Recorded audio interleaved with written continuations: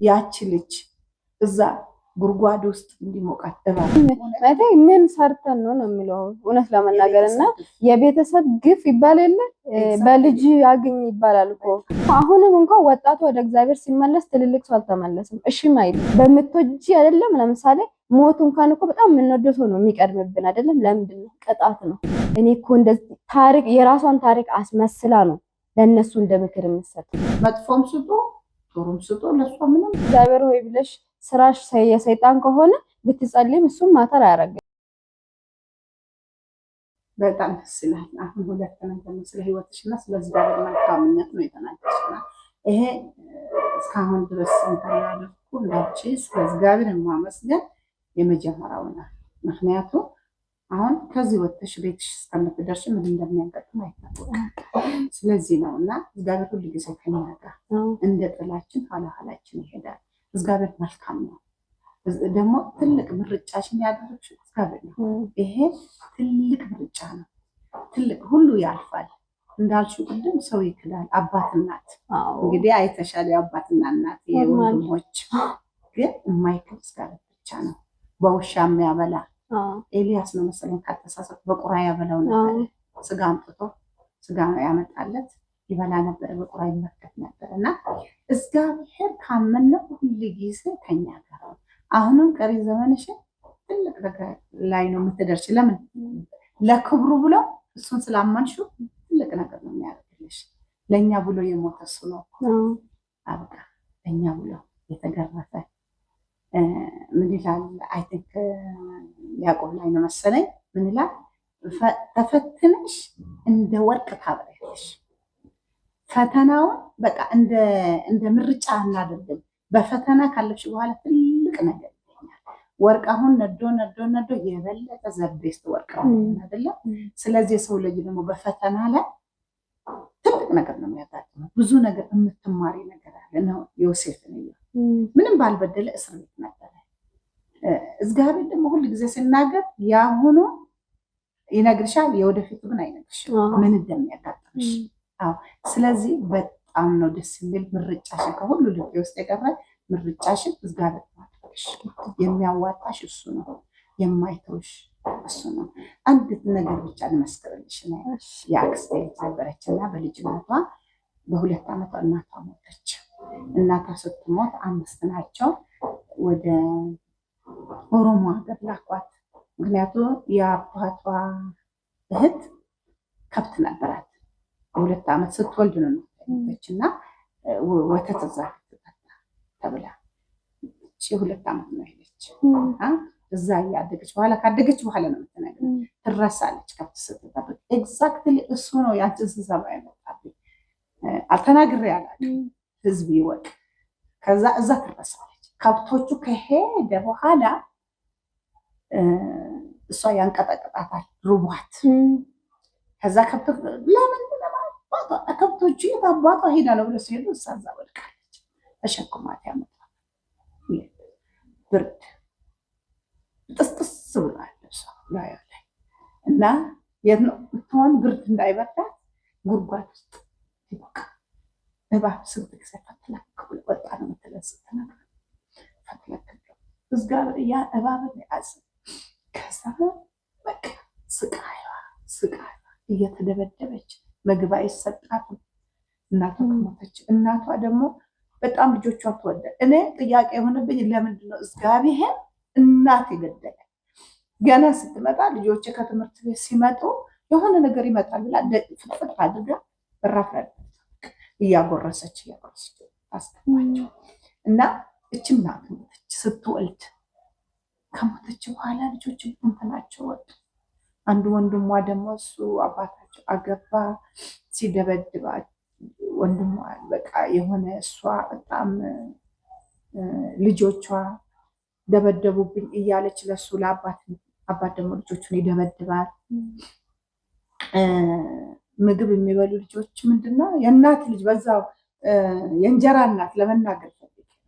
ሁሉ ያልፋል። ካለፈ በኋላ ግን እንደዚህ አይነት ወቀሳ ይመጣል። ቢኬርፉል።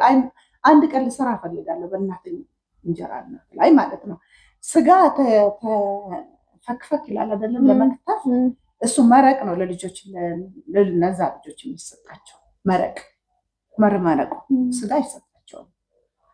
በቃ ከዛ ካውያ ጠፋ እዛ ቤት ውስጥ ካውያ ትልቅ ወንድማቸው እና ከዛ ከቤት ተባረው ከቤት ወጥተዋል እና ውሻ ነበረ የእናታቸውና ከዛ ለውሻ ሳይቀር ለልጆች ሳይቀር ምግብ ይዞ ይመጣል።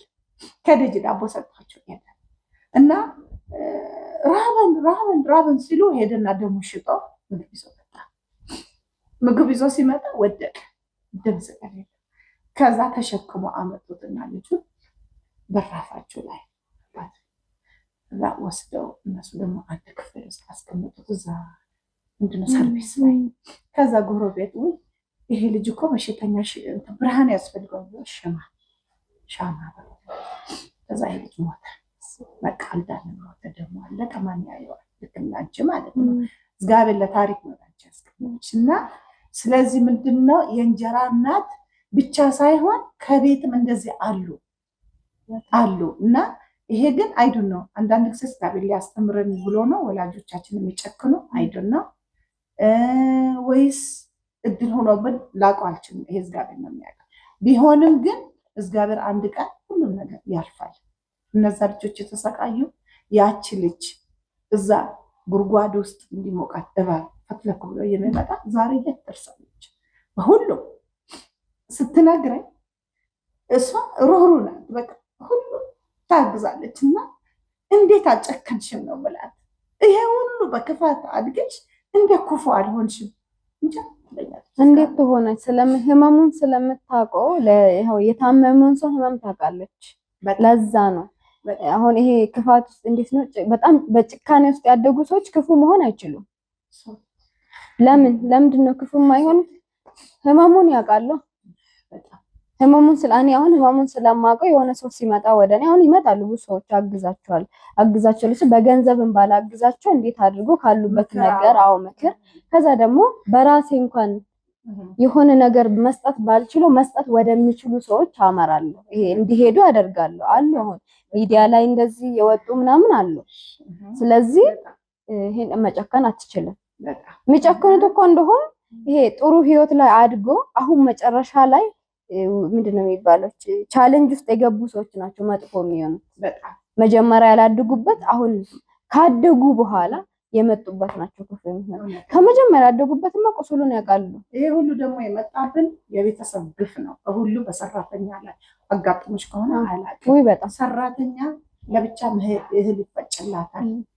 ይሄ ግብስባሴ ነው የሚባል 3 ምግብ ቤት ውስጥ ሰርቻለሁ ቪዲዮን 3 ነገር ነው የሚሰራ። አንድ ለአባትና ለእናት ተብሎ እዛ ቤት ወጥ ለልጆች ለብቻ ለሰራተኛ ለብቻ ለውሻ ለብቻ። በጣም ነው ሳጠና በጣም የተገረምኩ። ምን አይነት ጉዳይ ነው? አባትና እናት እንዴት አድርጎ ከልጆቻቸው እኛ እኮ ለምን ነው ልጆቻችን የምናበላ እምቢ እያሉ መብላት እና ይሄ ባህል ቢቀር ይሻላል። ይሄ ባህል ይሄ ግፍ መጥቶ ትውልድን አበላሽተዋል። ግፉ ማለት ነው። መጽሐፍ ቅዱስ ውስጥ ዮናስ ነነዌ ይጠፋልና ሂድ ሲባል እምቢ አለ። ምክንያቱም አንተ ማህሪ ስለሆንክ እኔ ውሸታም እባላለሁ ብሎ ወደ ሌላ ቦታ ሄደ፣ መርከብ ይዞ ማለት ነው። ከዛ በቃ መርከባ ተናወጠች። ስትናወጥ እንዴ ምንድነው ዕቃ በዝቶብናል። ዘለዓለም ጥሩ የምትሄድ መርከብ ማለት ነው። እቃውን ሲወረውሩት ወደ ባህር አሁንም ይናወጣል። ሲወረውሩት መጨረሻ ላይ እሱ መሆኑን እጫ ተጣጣሉና እጫው የወደቀ እሱ ይሆን እሱ። እግዚአብሔር ግን ላሳጠመ እግዚአብሔር ግን ወስዶ እነሱ ሲወረውሩት አሳ መጣ። ምንድነው ባህር ውስጥ አሳ እሱን ውጦት በትክክል በእግዚአብሔር ትእዛዝ ወስዶ ወደ ነነዌ ተፋው አሳ። እሺ እግዚአብሔር ሁሉ ጊዜ እንዲህ ብትዩ እንትን ያለ ነነዌ ግን አልጠፋ። እግዚአብሔር ማረ። እነሱ እንዳጀ አሁን ያረደ ንጉሱ ሳይቀር ከቦታው ወርዶ ማቅ ለብሰው እግዚአብሔር ካማረን ብሎ ሁሉ ሰው ጾም ጸሎት አወጀ። እግዚአብሔር ማረ የምህረት አምላክ ነው እግዚአብሔር። እና በዚህ በሚደረገው ግፍ በኢትዮጵያ ውስጥ በወጣቶች በገዛ ሰንሰለት ታስሮ ይገረፋል። ቅጣት ነው ጥላቻ ነው እኔ አላውቅም። ምን አይነት ወላጆች ሁሉም አይደለም ግን አሁን ላይ እየከፈሉ ያሉት እውነት ለመናገር የቤተሰብ ግፍ ነው። እኔ ሁሌ እላለሁ ምን ሰርተን ነው የሚለው እውነት ለመናገር እና የቤተሰብ ግፍ ይባል የለ በልጅ አግኝ ይባላል እኮ። ስለዚህ እነሱ በሰሩት እኛ እየተቀጣን ነው። እለፍል እንዴት አድርጎ ይለፍል? ለምን የሰው እንባ አለባቸው፣ የሰው ደም አለባቸው፣ የሰው ሀዘን አለባቸው። አሁን እኛ ብንገፋ ብንለፋ ምንም ብንል ምንም ማድረግ አንችልም። እና እሱ ነው እኔ ሁሌ እላለሁ እግዚአብሔር አንድ መድኃኒት አለ እሱ እግዚአብሔር በቃ ንስሐ መግባት። እግዚአብሔር የምህረት አምላክ ነው። ይሄ ለኔ የሆነ እኮ አራቀን ተፈለችው ተፈለች ማራቸው። ስለዚህ ወደ እግዚአብሔር ተመለሱ ነው የምንለው ግዴታ ነው። አዎ እኔና አንቺ አይተናል ብዙ ነገር የፋሚሊ በጣም ግፍ በጣም ለምን እንደብቃለን በቃ ይዋጡት የፋሚሊ ግፍ ነው። ሁለተኛ ደግሞ አሁንም እንኳን ወጣቱ ወደ እግዚአብሔር ሲመለስ ትልልቅ ሰው አልተመለሰም። እሺም አይልም። ለምንድን ነው አላውቅም። በቃ ይሄ ወጣት እንደውም አሁን ላይ እየተመለሰ ነው። ትልልቅ ሰው ደግሞ እየተመለሰ አይደለም። አሁን የሚመስለው ወጣቱ እንዲህ ተበላሽቶ ወጣቱ አይደለም አሁንም ትልልቅ ሰው ጋር ነው ችግር ያለ። እውነቴን ወጣቱ እኮ እንደዚህ ተበላሽ ምን አሳየን ለወጣቱ? እኔው ለምሳሌ ወንድሜ ሲበላሽ ቤተሰብ ምን አሳዩን? ምንም አላሳዩም። አትጠጣ ይለዋል አባቴ ይጠጣል። አታምሽ ይላል አባቴ ያመሻል። ሴት ምናምን ይላል አባቴ ይሄዳል ከእናቴ ትቶ። ስለዚህ እንዴት አድርጎ ነው ተግባሩ እኮ ምንም እያሳየ አይደለም። የሰው ልጅ ደግሞ ተግባር ነው እንጂ አንደበት አይ። እግዚአብሔር እዚህ ምድር ላይ ሲመጣ መድኃኒዓለም ምን አድርጎ ነው ያሳይ? ዝቅ ብሎ አሳየን አይደለ? ለድሃ መስጠት ሰጥቶ አሳየን። ሰውን ማዳን አድኖ አሳየን። ስለዚህ አድርጎ ነው እንጂ አውርቶ ነው እንደ ያሳየን። እዚህ ምድር ላይ በነበረ ሰዓት እኮ አሳይቶን የምን የመቱትን ሰው ይቅር በሉ አለ። እየወጉት ምን እያሉ ይቅር በሉ ነው አሳየን። ቤተሰብ ህይወት ሀበሻ ለሀበሻ ሁሉም ያው ምሳሌ ስለሆንሽ እንዲሁም በእውነት ጥሩ ነገር ነው ያመጣሽልኝ። እኔ አላሰብኩትም ስለ ልጅነት ስለ ያቺ ወንድም ልጅ የልጅ ያሳለፈችው አላሰብኩትም ለመናገር። እንኳን ተናገርኩ አውቃለሁ። ብዙ ሰው ያውቃል ይሄን ታሪክ ፋሚሊ ያውቃል ታሪኩን። እና ቤተሰብ ሁሉ አንድ አይደለም። ለምን እህቴ ልጆቿን በጣም ትወዳለች። በዚህ ነው ልጆቿን በጣም በለቅሶ ነው። እኔ ለራሴ 2 ወንድ ልጆች አሉ። ለዚህ ነው ሞር ለወንዶች ላይ ነው ማደላ ነው። 2 ወንዶች ስላሳደግኩ እነሱ በጣም ይወዱኛል። በጣም ለመኖር የምፈልግም ለልጆቼ ነው ማለት ነው። ሁሉ ጊዜ ሁሉ አንድ አይደለም። ሌላ ደግሞ ለመክረሽ የምፈልገው ምንድነው ወንዶችን ሁሉ አትጥቂ። ጥሩ ባልም አለ። እኔ አልጠላም ወንዶች። አዎ አግብተሽ ወደፊቱ እኛ ራሳችን ቆመን ድረንሽ የሚያስፈልግሽን አሟልተን እንድርሻለን። ወንድ እንዳትጠይ። ወንድ መጥላት አልጠላም። መውለድ አለብሽ። ጥሩ እናት ያሳለፍሽውን ለልጆችሽ መልካም እናት መሆን። ይሄ ግፉ ያሳለፍሽው ግፍ ደግሞ መልካም ጥሩ ባል እንደምትሰጪ እርግጠኛ ነኝ። አዎ ወደዛ እንትን ኖርማሊ ጥላቻ የለኝም፣ ግን ለምን ወንድሞች አሉ በጣም ምርጥ በጣም ወዳቸው ታናናሽ ወንድሞቼ። ይሄ ልጅ ትንሽ ሆኖ ትቻቸው የመጣሁት አሉ። ይሄ ስለኔ ብዙ የማያውቁ ግን አሁን እኔ ጋር ነው ያሉት ታናናሾች። እያስተማርኳቸው ነው በነገራችን። ያን ጊዜ ቤት ሰራተኛ የሆነችው ከዛ አመጧቸው 6 እና 8 ነው የሚማሩት፣ እየተማሩ ነው። ዩቲዩብ ምንም ቲክቶክም ከኔ ጋር ትንሽ ይሞካከራሉ። ሞር በደንብ ስናስተካክል ደግሞ ወደዚህ እናመጣለንና ወንዶችን አልጠላም፣ ግን ምንድነው ከአምሮ አወጣለሁ ራሱ ብለሽ ማይወጣ አንዳንድ ነገሮች እኔ አሁን ስልጠና ወስጃለሁ በጣም ብዙ ቦታ። ለምን ይሄ ጥላቸውን ከራሴ ለማውጣት አልጠላውም፣ ግን የሆነ እንዴት ነው ወደ ትዳር የሚባል ነገር ሳስበው አምሮ የሆነ አለ የሚከብደኝ እንጂ ይሄ የጥላቸው እኔ እሱ አይደለም። አባቴን ወደዋለሁ በጣም ነው የሚያሳዝነኝ። እግዚአብሔርን እዚህ ምድር ላይ እንደ አባቴ የሚያሳዝነኝ እንደውም ከውስጡ ቅርብ ላይ ደስ ይለኛል። እኔ ግን ምንም አላረኩትም እኮ ሁሌ እንትን እለዋለሁ። በደል ከሆነ እግዚአብሔር ምስክሬ ነው ምንም እንትን ራሱ የለም። እንደ አባቴ እኔን የበደለኝ የለም። ግን በጣም ነው የምወደው። በድል አባቴ ነው፣ በሱ ነው የመጣሁት። ወደድኩም ጠላሁትም ዛሬ እዚህ ጋር በኮንፊደንስ ቁጭ ብዬም ሳወራ በሱ ነው የመጣሁት፣ በሌላ ሰው አይደለም። ስለዚህ እግዚአብሔር ነው የሰጠኝ። እሱም ምን ውስጥ አደገ ብታላቆም እሱን ደግሞ እኔ እንደዚህ ካደኩት። ግን ብዙ ጊዜ ቤተሰብ የዘራውን ልጆች ነው የሚያጭዱት። አንቺ የዘራሹ ዛሬ ላይመስልሽ ይችላል። መልካም ነገርም ከዘራሽ ልጆች ማጨዳቸው አይቀርም። ክፋትም ከዘራሽ ወደድሽም ጠላሽም ተደብቀሽ እኮ ክፉ ነገር ልታረጊ ትችያለሽ። የሆነ ሰው ፊት ልናስመስል እንችላለን፣ ግን እግዚአብሔር ያያል። በፍሬሽ ታገኛለሽ። ስቃዩን ይበሉታል። ስለዚህ ሁል ጊዜ ልጆችሽ እንዳይሰቃዩ፣ ልጆችሽ ደም እንባ እንዳይተፉ ነው ማሰብ ያለብሽ። አሁን ብዙ ጊዜ ቤተሰብ እግዚአብሔርን ገጠር በተለይ ሁሉም አይደለም፣ በእርግጥ አሉ በጣም ልጆቻቸውን የሚወዱ በቃ ስፍስፍ የሚሉ ባይበሉ ባይጠጡ ያላቸውን አውልቆ ለልጆቻቸው የሚያደርጉ በጣም ብዙ አሉ። በዛው ልክም ደግሞ ክፉም ሲኖሩ ከምን አንጻሩ አላቆም ካስተዳደግ ሊሆን ይችላል። ግን ሁል ጊዜ ጠቅላላ አድርጌ እንደ እውቀትም ካደኩትም ካየሁትም ከተማርኩት ሳወራ ክፋት መዝራት ለልጆች ነው። የምትወጂውን ሰው ነው እግዚአብሔር የሚቀጣ። በቃ በምትወጂ አይደለም። ለምሳሌ ሞት እንኳን እኮ በጣም የምንወደው ሰው ነው የሚቀድምብን አይደለም። ለምንድን ነው? ቅጣት ነው። ይሄም አለ ብሎ ሊያሳይሽ ነው። ስለዚህ አንቺ የሰራሽው ግፍ ልጆችሽን በጣም ስለምትወጂ በልጆችሽ ነው የሚያሳየው። ጎረቤት ቢነካ ምንም ስለማይመስልሽ። ስለዚህ መጥፎ ነገር ስትዘሪ ልጆችሽን የሆነ መርዝ እየሰጠሽ መሆኑን ወቂ። መርዝ በየቀኑ እየሰጠሽ የሆነ ጊዜ ትገዩዋለሽ ልጆች መረዘሽ። ሰው ስንዴ ዘርቶ በቆሎ አጭደ ተቃለቀ። እሱ ነው። አሁን ወደ መፍትሄ የሚሄድ እስኪ አሁን ወላጅ ምን ማድረግ አለባቸው? አንደኛ ከልጅ ጋር እንደ ቤተሰብ ሳይሆን ጓደኛ፣ ከ10 ዓመት በኋላ ቤተሰብ ከልጅ ጋር ጓደኛ ነው መሆን ያለበት። እናትና አባት ከ10 ዓመት በኋላ መቆም ነው ያለበት። አሁን ብዙ ቤተሰብ ነው በቃ ኃይለኛ ነው የታወቀ ነው። ስለዚህ ከልጅሽ ጋር ጓደኛ ከቤስት አሁን ለምሳሌ እኔ ለጓደኛዬ ማወራ ለእናቴ ያወራለሁ። ለምንድን ነው የማላወራ? በቃ አለቀ እንጂ እኮ እንደ እናቴ እኮ የሚቀርበኝ ሰው የለም አይደለ? ከሆዷ ነው የወጣሁት። ግን አንቺ ከመጀመሪያ ልጆችሽን ጓደኛ ስታረጊ ቤስት ጓደኛ የሆነ ነገር እኔ እኮ ማሚ ዛሬ ቁጣ ኧረ አድገሻል ቀስ ብለሽ ይሄ እንዴት ነው መልቀቅም ሳይሆን እንደ ቀልድ አድርገሽ ምናምን መመለስ የተማርኩት እሱ ነው። 5 ዓመት ስኖር የምኖርበት ሴትዮ እንደዛ ነበር። ጓደኛው እንኳን ሲይዙ ዛሬ ስልክ ይዞ ሲመጡ እግዚአብሔር ማሚ ዛሬ ምናምን ብሎ ኧረ አደጉ እያልሽ ቀስ በቀስ ደግሞ የሆነ የማይሆን ነገር ከሆነ አትቆጣ።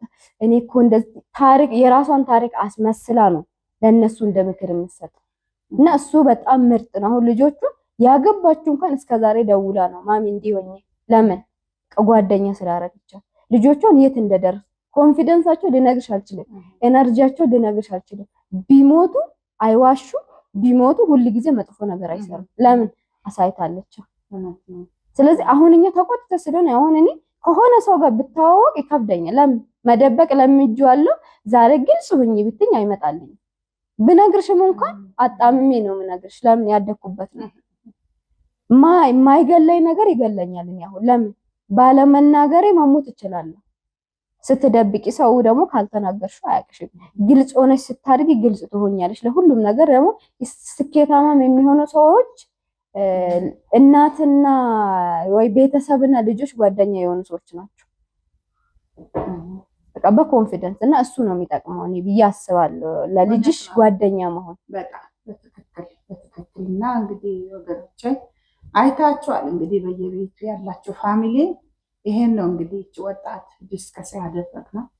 እኔም በጣም ያመኛል ስለ ፋሚሊ ልጆች መበደል፣ ሰራተኛ መበደል፣ ዘበኛ መበደል፣ ምግብ መከልከል ለየታለ መጥፎ ምግብ ነው። እሷ እኮ ያቺ ሰራተኛ እኮ ትልቅ ሆና እኮ ትልቅ ደረጃ ላይ ትደርሳለች። መጥፎም ስጡ ጥሩም ስጡ ለሷ ምንም ሆዷ መሙላት ነው። እግዚአብሔር ደግሞ የበላችሁ ይባርክላታል።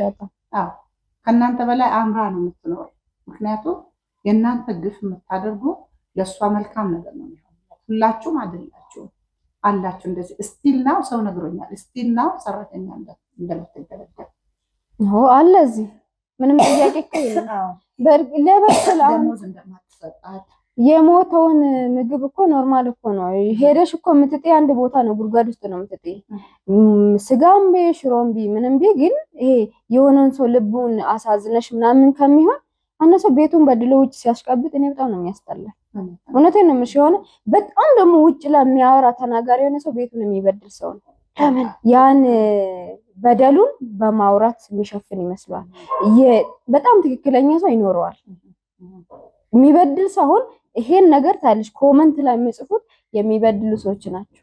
ስድብ የሚቀድማቸው አሁን የሚሳደቡ ሰዎች ስር ገብቶ የሚበድሉ ሰዎች ናቸው። ለምን በቃ ይሄ ያን ነገር የወጣላችሁ ግን እግዚአብሔርን ምንድነው ማጨዳችሁ አይቀርም። እዚህም ሰው አይሆኑም እዛም ሰው አይሆኑም። አሁን መሰለሽ እኔና አንቺ ይሄን ስናወራ እግዚአብሔር እነሱን ሊምር ፈልጎ ይሆናል። ለባን ከሆኑ እንግዲህ ጆሮ ካላቸው ይስሙ። ምክንያቱም ይሄን ሲያመጣ እግዚአብሔር እድል ይሰጣቸዋል ወደ ንስሐ እንዲገቡ ምህረት እያንዳንዱ ያውቃል በደንብ ለማን ሰራተኛ ደሞዝ እንዳልሰጠሽ ደብድበሽ ያባረሽ ደሃናታ ሄት ይላል ተከስ የቱ ዘበኛ ነው ደሞዝ ያልተሰጠው እናንተ ታውቃላችሁ፣ ራሳችሁ ታውቃላችሁ። ስለዚህ ተመለሱ ነው የምንለው እኔና እህቴ፣ ሌሎችም እንደዚህ ተመለሱ እና ይሄ ግፍ መጥቶ ደም እንደ ጎርፍ እየፈሰሰ ወጣቶች እየሄዱ የአሳ ቀለብ እየሆኑ ወደ ሊቢያ እየሄዱ ሲጨንቃቸው ነው። ጸልዩ፣ መልካም መንግስት እንዲሆንላችሁ ጸልዩ። ካልጸለያችሁ እግዚአብሔር ሊቀጣ ክፉ መንግስት ነው የሚያመጣ። አዎ እሱም ነው ስራችን ነው ደግሞ ጸሎት ብቻ ሳይሆን እግዚአብሔር ሆይ ብለሽ ስራሽ የሰይጣን ከሆነ ብትጸልይም እሱም ማተር አያደርግም። ለምን እግዚአብሔር ይቅር ባይ ነው እንጂ ጅል አይደለም። አንዱ ምን አለ ማወቅ ያለብሽ ኢትዮጵያ ህዝብ የሚጸልይ በዓለም ላይ ዓለሙን በሙሉ የሚገዛ ጸሎት ነው የሚጸልዩ፣ ግን ትርፍ ያተረፉ የጨጓራ በሽታ ስራቸው ነው። እግዚአብሔር ምንም አልሰማቸው። እንዲያውም ጭራሹ የባሰ በሽታ ነው ያመጣው። መልሰን ለምንስለላቸው ለበሽታ ለጨጓራቸው እና ፕሮቴስታንት የሆኑ ኦርቶዶክስ የሆኑ ካቶሊክ የሆኑ ሙስሊም የሆኑ ክፋት አለ በየቤቱ ወይ በጣም። ስለዚህ ማን ቤስት የምንለው ሃይማኖት የለም። ስለዚህ መመለስ ጥሩ ነው እንላለን። እኛም ፐርፌክት አይደለም ግን አዎ ግን ትንሽ የበራልን መናገር እንፈልጋለን። በአይናችን ያየን የቀመስ ነው ጉድን ያየን ነው ያስለቀሰን። ስለዚህ አሁን እግዚአብሔር አምጥቷል እንግዲህ ይሄን ጉድ እያወጣ ነው እና እንድትመለሱ እንጠይቃቸዋለን ማለት እስኪ በመጨረሻ ክርስትና ማለት ተግባር ነው እንጂ ቃል አይደለም። ክርስታንም የትኛውም እምነት ውስጥ ተግባሩ ነው እንጂ ቃሉ አይደለም፣ ጥቅሱ አይደለም፣ መኖር ነው። ብዙ ጊዜ እንጠቅሷለን እየኖርን አይደለምና ስለዚህ ኑሩ ነው የምለው። ሰው ላይ ግፍ አትስሩ፣ ግፍ ይሰራባችሁ። ግፍ ከሰራችሁ መቼም አልፍላችሁ። መቼም ቢሆን እግዚአብሔርን ከባድ ነው ይባላል። አንድ አባት ያለኝ ይሄ እንዴት ነው ንስሐ ትገቢ የለ ስገባ ነው ልጄ በህይወትሽ ውስጥ አለ ግፍ ይስሩብሽ ችግር የለም፣ አንቺ ግን ግፍ እንዳሰሪ ያለ ግፍሽ ለአንቺ አይደለም ለዘር ማንዘርሽ ነው የሚቀመጠው አለ። ስለዚህ ግፍ አትስሩ፣ ግፍ ይሰራባችሁ። ክርስትና ደግሞ ማውራት ሳይሆን መኖር ነው። ይሄ ቤተክርስቲያን መሄዱ ቤት ውስጥ ሰራተኛ እየገረፍ ነው ቤተክርስቲያን መሄዱ አይጠቅምም።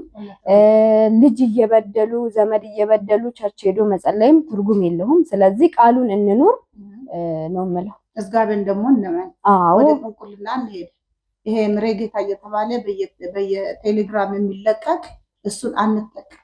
የሰው ሚስት መቀማት፣ ቤትም ማበላሸት፣ ሰራተኛ በጥንቁልና እንዳትወጣ ደሞዝ እንዳትጠይቅ ባልም ወደ ሌላ እንዳይሄድ ተብሎ የሚደረግበት ጉድ ይሄ ወንድም እንደሱ ሁላ ሰብ በጥንቁልና እንሄድ አያልፍም። ለጊዜው ለጊዜው ሊሆን ይችላል። ያ ጠንቋይ እኮ ስምሽንም ይጠራል ያውቃል ሁሉም ነገር፣ ግን እንደ እግዚአብሔር አይደለም። እሱ ጠንቋይ ነው፣ ለራሱ ሲኦል ነው የሚጠብቀው። ስለዚህ ወደ ጥንቁልና አትሄዱ፣ ወደ እግዚአብሔር ተመለሱ። እግዚአብሔር ብቻውን ሁሉም ነገር የሚያደርግ ችሎታ ያለው የነበረው ያለው ለዘላለም የሚኖር ነው።